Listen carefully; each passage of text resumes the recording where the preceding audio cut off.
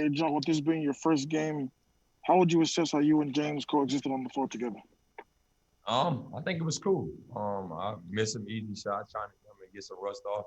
No matter how much I practice and play in preseason, it's a little different when you get into real games. And it was great to have some fans out there. It was great to get our first win. I think we got a long ways to keep getting better, but to come out here and fight and compete like we did. And then, my job is here to help James as much as possible, make the load a little easier for him. And then, when we need a bucket and get to crunch time situation, we know what he's capable of. Jonathan Fagan. Did playing an actual game finally with most of the team there give you a different sense or more of a sense of what this team can be with more time together? It was great, man. Just get out there and have fun. I ain't played in 735 days.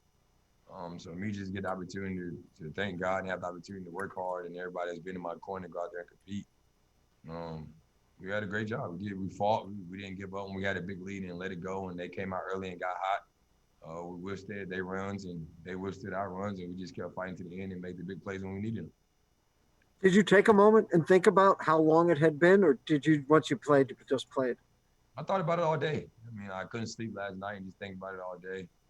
And when I get between those four lines, once the ball touched my hands after the jump ball went and touched my hands, I was fine. I was happy to be able to compete with some of the best guys in this league, and still show that I have the ability to be one of these best point guards in this league. Thank you. Tim McMahon. John, you've mentioned you expect to be back in all-star form. How close to that level do you feel like you are right now? Well, I think other than my 5 turnovers and probably, 6 missed threes, having 22, 9, and 6 is not bad for my first game in 2 years. So I can probably pat myself on the back for that. And I know I'll be even better before the next game. So all I do is go watch the film. It was easy shots that I worked on all summer. I feel confident in myself. That's why I took 8 threes, because I put the work in. I know how much better I feel, and I think y'all guys can see that. Zach Allen. Hey, John, when you look at your old Kentucky pal, Darren Fox, does he remind you of a younger you in a way?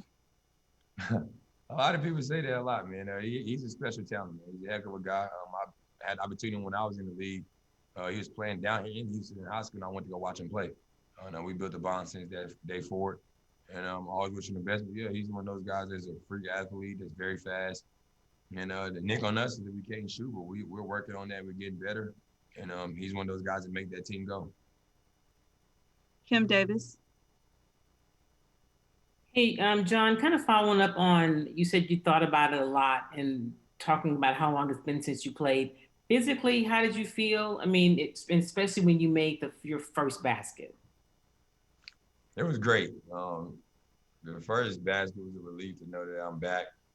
But I feel amazing, man. Like I said, I feel like I'm in high school all over again. I feel like I'm not even 30 years old. And that's kind of crazy to say with all the injuries I've been through that I couldn't control, and all the pounding I've been going through playing basketball for 10 years, going on 11 years now in this NBA. And for me to learn how to take care of my body at the best level and have a chef and listen to these guys and keep doing the right things, I feel great. I couldn't ask for nothing better. Thank you. Brian Bearfield. Playing with a lot of new guys on your team tonight, John, but how did it feel to have one familiar with Boogie Cousins? It was great.